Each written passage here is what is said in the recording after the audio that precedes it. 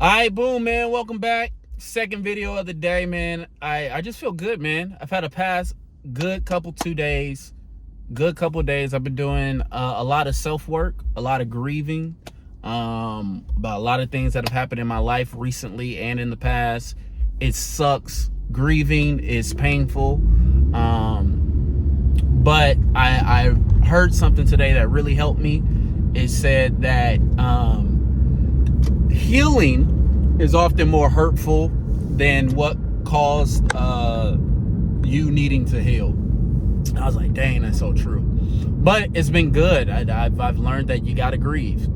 Anyway, man, I want to come here today because I passed the 30-second mark. I think that's what I'm going to do from here on out. I think I'm going to talk vulnerably for like the first 30 seconds so that I don't curse and YouTube pushes my stuff out, so then I can just go off. Anyway, I want to talk today because I was going to save this for the second part of my manifesto. But I just want to put it out now. That no reason. So as you guys know, the first part of my manifesto is a theory for everything, where I lay out, hey, this is life, right? This is how we explain life. It's a theory of everything, or theory for everything. My second part is the manual for American leadership, where in my theory of everything, I go into, hey, this is what's wrong with the United States of America. And in my in that, I get to the root of everything that's wrong with America right now. And what is wrong with America is that we are being held to a constitution that was explicitly written not to include 330 million people of a diverse population. And it's stupid. And so in my second part, I was going to go into how we need to go into a constitution. We need a constitutional convention. And even deeper than that, I think we need to move past constitutional law and into something that I call covenantal law. But before I talk about covenantal law, which I don't know how much I'm going to talk about, but because I really want to talk about today about why it's so nonsensical that we still use the United States Constitution. Like, it's nonsensical. Okay, so one of the things I talk about in my manifesto is when the self is what creates society, right? So it's the collection of cells that create society. And so who creates the laws and everything? The ruling class, the government, the people at the top. And so the type of rules, the type of governance that you're going to have has nothing to do with the system. You can have whatever system you want. It all depends on who's at the top of the system, the kind of person that they are, okay? If you put a greedy person at the top of democracy, they're going to use it for himself. You put a greedy person at the top of a monarchy, they're going to use it for himself. If you put a fair person at the top of democracy, they're going to be fair. If you put a fair person at the top of a dictatorship, they're going to be a fair dictator, right? It's not about the system. It is about who's at the top, okay? So what I talk about in my manifesto in part one is that objectively speaking, there is no way around this. At minimum, the people who published the Constitution as is were at minimum white supremacists, meaning that they did not believe in equality for all. So when they wrote those words, they either they meant that just for white men, which I think that's what they meant, or B, they were knowingly lying. And what I talk about in that is that equality was never the goal for black people, for women, for disabled people, but equality is the language that was used in the Constitution. So this is how we got our rights. But nobody's equal. None of us are equal to one another. You're not equal to yourself on any 2 days of the week, right? But the goal wasn't equality. We just had to manipulate the manipulators. This is how we clawed rights out of a document that explicitly leaves black people, women, poor white people out of the Constitution. It was not written for the Hispanic. It was not written for the indigenous person. It was not written for the trans person. objectively speaking, the United States Constitution was not written for the population that is the United States of America today. Okay? And America's problem is that they don't want to come to grips with that. They want to amend it. They want to, let's uphold the Constitution. But you are upholding a document that inherently is not for the ideals that you have. You want equality for all. The founding fathers wanted equality for white, wealthy men. That's what they wanted equality for, right? You're trying to be included into a document that was specifically written to exclude you. This is why America feels schizophrenic, because the future is always at odds with its past. And the future of America will always be at odds with its past. This is why they go, let's make America great again. They want to go back. And people are like, oh, that's the wrong thing to do. You're only right to a certain extent. You're only right, and this is the issue. This is why I have a lot of videos where I talk about in the past where I talk about we're living in two different realities. Because in the reality that you accept that the founding fathers founded this country for wealthy white men, and you genuinely believe that, you can't uphold those ideals if you're not white. That is stupid. It's really stupid to uphold those ideals if you're not a wealthy white man. This is why I say poor white men, white women who like praise the founding fathers are stupid. Like, they did not want you in the Constitution. They like, these rights weren't for you. And so America, like, that's the core reason. And that is not going, that will always be there. That is from the start of America to today. It doesn't matter the time period. It doesn't matter what political party, whether the Whigs, Republicans, right, the Democrats, it don't matter. That will always be the core issue. America's past will always be at odds with its future, because its past wrote equality when it didn't mean equality. It wrote equality for all when it did not mean equality for all. It meant equality for those who fit the ideal of the people they thought should get equality. And they weren't shy about this. Manifest Destiny. They weren't shy about this. And so, fast forward to 2025. What do you have now? You have a right-wing party who is in control of all three branches of government that the document set up. Which, again, if you think about the Constitution takes a very interesting position. If you look at the assumption of the Constitution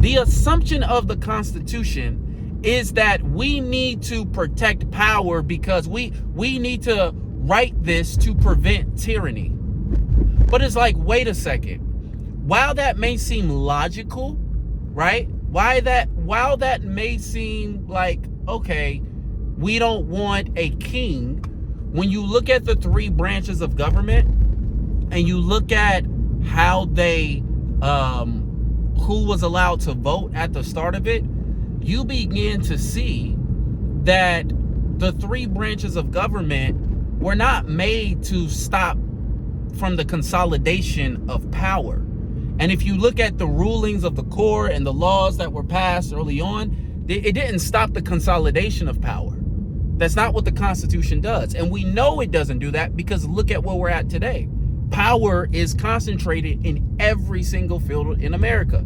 If your Constitution was used to prevent tyranny, it would not be possible to concentrate power in the energy field, and then concentrate power in the the media space, and then concentrate power in the political space. But you can, because the Constitution was not written to stop tyranny. The Constitution was written to stop the poor from getting power. And so there's three branches of government so that the poor can't get power. And if you look at the way the branches of government are set up, they're made for slow progression. Yes, you can amend it, but amendments are like the last ditch resort to stop civil unrest. Why do you think we haven't had an amendment in the United States in decades? Because it's very hard, and society has to get to this place of civil unrest. Fast forward to 2025, what do you have? You have a right-wing party that violates the Constitution every single day. You have a judicial branch that gave the right-wing party president presidential immunity, thereby gutting itself, right, of its power, along with the Chevron deference case, where it gutted it, or no, it tried to give itself power, right? It tried to give itself power, but then it went, the presidential immunity, and they all, I don't know the exact timeline of it, but the point I'm trying to make is that you have a judicial branch that's gutted itself of its own power, and now it's going back and forth with a monster that it created in Donald Trump. Then what do you have on the left? You have a bunch of people who do not uphold the ideals of the Constitution, okay? Let me say this very clearly. Last time I checked, when Columbine happened, they said that we could not get sensible gun laws because of the Second Amendment. We needed the guns to protect us from a tyrannical government. Is this not the most tyrannical government in recent history? But all the Democrats want you to do is to get riled up and to get energized to vote them out of this party out of office. But wait, I thought the Second Amendment was for a tyrannical government. That's what y'all said when all those kids at Sandy Hook died. That's what y'all said when all those kids at Uvalde died, and Virginia Tech and Parkland. Didn't y'all say the Second Amendment was to stop us from having a tyrannical government? Wasn't the Second Amendment so that if someone ever got into power and started moving like a king and started moving like a dictator, literally posting himself as I am king and as the Pope, isn't the Second Amendment for such a time as this? Didn't every single politician, right and left, when they took office, took an oath to defend the Constitution with their life? That's because the left doesn't believe in the Constitution either. They can't. They've taken so many positions against the Constitution. And at their core, all they care about is power. All they care about is power. Donald Trump has given every person in the world to use the Second Amendment. But nobody does. Why? Because it was cap. It was cap. Children died for nothing. The kids of Sandy Hook died for nothing. The children of Columbine died for nothing. The kids of Parkland, they died because the tyrannical people tricked you into believing that they needed their guns to protect themselves from themselves. Because have you not figured out that all the Second Amendment people, these are the people who support Donald Trump? Have you noticed there are no Second Amendment people who are against Donald Trump? That's because the tyrannical people were never going to use their guns to stop themselves. They just didn't care about your children dying. They just didn't care about your friends and family dying. They genuinely don't care, like they do right now. Like kids with cancers and everybody is being deported. And here's the other part. We don't care that much. That's why it happens. That's why it happens. Bad guys do things because they can. This is why, like, we can sit up here like, what's Trump's master plan? Why is he's thinking? You're outsmarting yourself, bro. They're doing it because nobody's gonna stop them. It's that black and white. And so the reason why I say we need a constitutional convention is, one, the longer we go in this delusion, the stupider we look. And the more America is just gonna feel schizophrenic. This is why Donald Trump knows this is a war of attrition. All he's got to do is keep going. Most of America is already tired. Most of America, like, he doesn't believe y'all are gonna protest for 4 years. He knows y'all not gonna protest for 4 years. Right? He's spending his time at the golf range. You up in arms every single day. He violates the Constitution. What is the point of the Constitution today? Can someone explain it to me? What is the point of a Constitution? The right violates it and the left won't live it out. So this is why I think we need to move away from the Constitution. We need to call a constitutional convention, and I actually think we need to move away from constitutional law into something that I call covenantal law. And covenantal, there's two aspects to covenantal law. One, it's the idea of having a real living document that renews every 20 years or every generation. The idea is that the government is making a vow between the people. This is what we're going to protect of all our citizens in our country. Not just the white ones, not just the rich ones, not just whatever, right? We're going to protect all citizens. These are the rights, these are the values every citizen in this country gets. Here is the government's vow, right? And covenantal government introduces a few concepts that you couldn't use back in the 1800s, but you can use now, like direct democracy. So it puts a cap on federal terms, like all federal jobs. You can't be in it for more than 25 years. Because think about it, a lifetime judiciary is stupid. How are these people not gods? If they are the people, and one, it's 2025. It's insulting to even tell the average American you need someone to interpret the law for you. Nigga, we can read. We can read. And we can tell when y'all are bullshitting. We can tell when you guys are stretching words and manipulating words. We just can't, quote unquote, do anything, which we can, which is called a constitutional conviction, right? And so the idea that people can be on the bench or be a politician for 30, 40 years, how is that not a dynasty? How is that not consolidating political power? So one, we put a term limit on all employees, right? All federal employees. And then you make the path to the executive branch, because the problem is this. Like I said in the beginning, it's not about power itself. Power is not the problem. The problem is that power attracts the worst kind of people. That's the problem with power. But we have to give power to somebody. And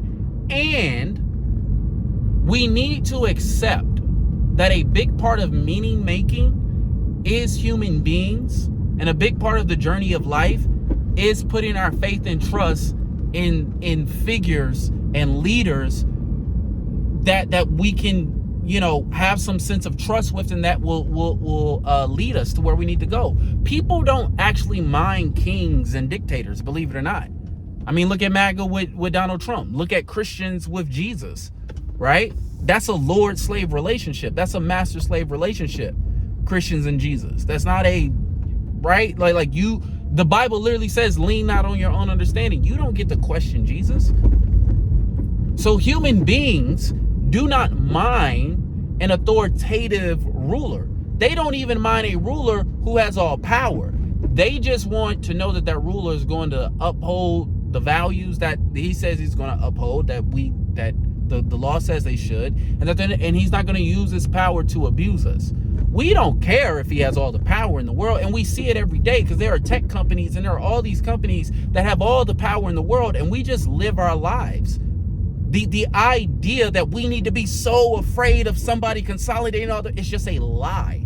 It's a lie that a white supremacist would write into power. Make the people think that if one person from among them gained all the power, and that if they have mob rule, it'd be bad. No, nigga, mob rule is like, you don't want violent mob rule, but in some ways mob rule is what the people want. If a bunch of people, not that it's an actual mob, but if a bunch of people want one thing, that's not a mob. That's the will of the people.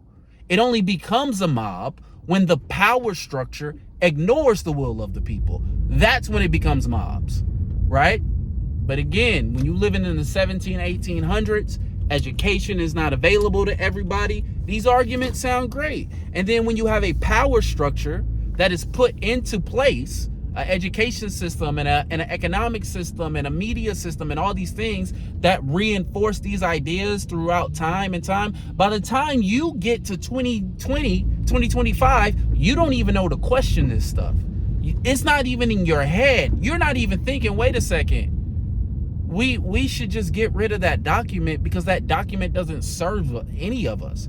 You're not even thinking like that because it's just been so ingrained into the Constitution. Wait a second. The Constitution literally turned me into 3/5 a human being.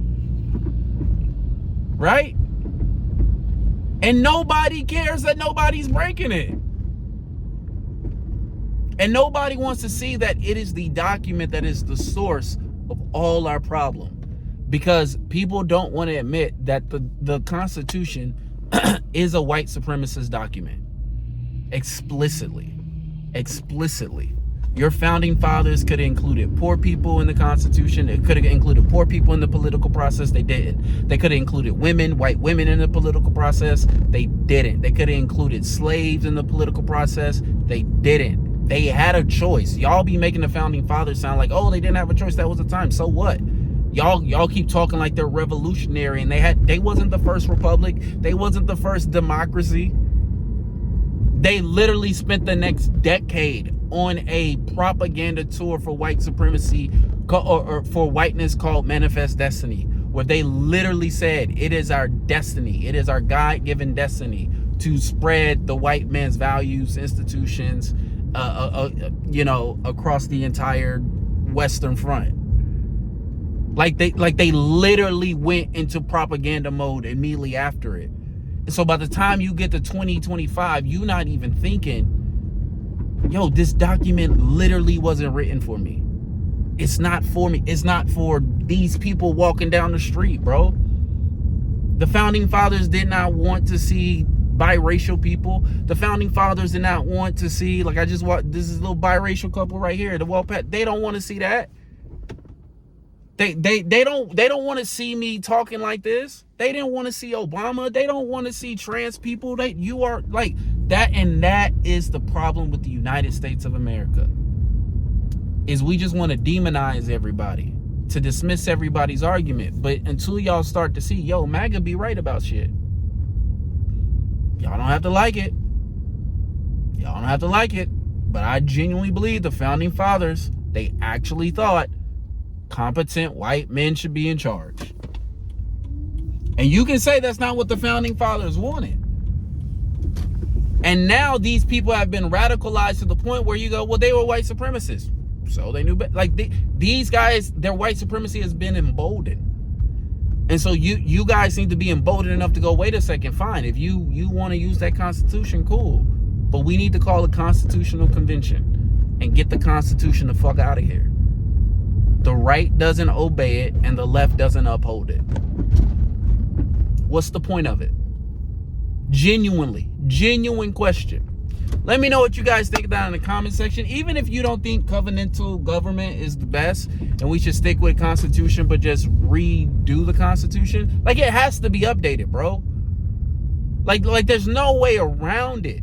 Why do you think we're so behind in like internet law? We're so behind. Our laws have not caught up to our culture, and our culture is moving literally at the speed of light. And our government does not move at this. Like, bro, think about, like, people don't get it, bro. The dismantling of the government that Donald Trump has done, it is making it to where you won't be able to enforce anything. It doesn't matter what the law says. And you guys you're not gonna realize it until it hits close to home. Right? They just want to do what they want to do. They don't care about order. They don't care about peace. They know you care about it. So they parrot what you want to hear. They just want to do what they want to do, bro. That's how narcissists, that's how power hungry people work. There's no logic. People are like, oh, this economic policy and this, that, bro. These niggas know y'all worship the Constitution and y'all ain't gonna do nothing to hurt it. So all they gotta do is weaponize it. It is that black and white. Because Americans are so duped, they won't go, wait a second. Objectively speaking, the founding fathers did not want a country of 330 million people of a diverse population who all had equal rights. All right? But anyway, check out my manifesto because I talk about all that in my manifesto. Yep. Love you guys. Bye.